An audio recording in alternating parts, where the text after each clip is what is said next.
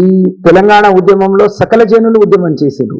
తెలంగాణలో ఉండే అనేక కులాలు, అనేక సంఘాలు, అనేక మంది ఉద్యోగస్తులు, అనేక మంది విద్యార్థులు, అనేక మంది అసూలువాసి, అనేక మంది చేసింటే తెలంగాణ వచ్చింది.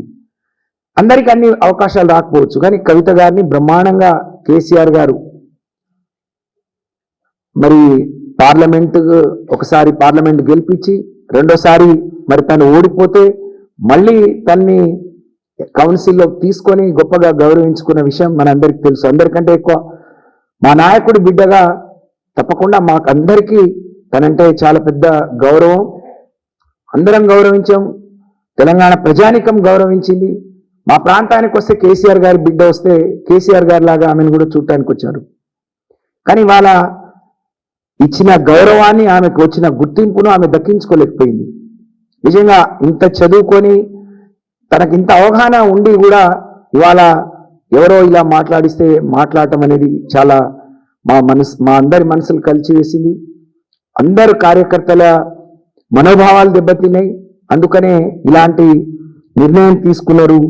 మరి దీన్ని ఇవాళ మహిళా లోకం, చాలా మంది మహిళలు, ఇంకా మేము చాలా రోజులుగా రాజకీయాల్లో ఉన్నాం కాబట్టి కార్యకర్తలు, నాయకులు మాట్లాడతారు. అందులో మహిళలు రాజకీయాల్లో ఉన్నా లేకున్నా వాళ్ళ కుటుంబాలతో ఉన్న అనుబంధం ఏ పార్టీలో ఉన్నాయి, వాళ్ళు చాలా మంది ఒక మంచి నిర్ణయం తీసుకున్నారు, ఒక మంచి ఆలోచన చేసిందని చెప్పి హర్షిస్తా ఉన్నారు.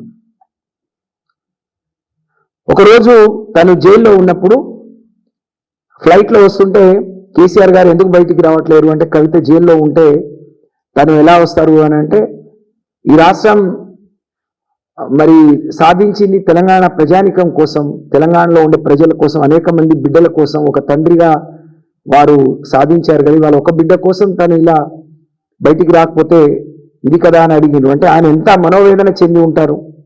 తనే అన్నది, నా కోసం బీజేపీలో కలిపేస్తామంటే నేను వద్దన్నాను అని. అంటే ఒక బిడ్డ అంటే తన మీద ఎంత ప్రేమ చూపించి ఉంటారు.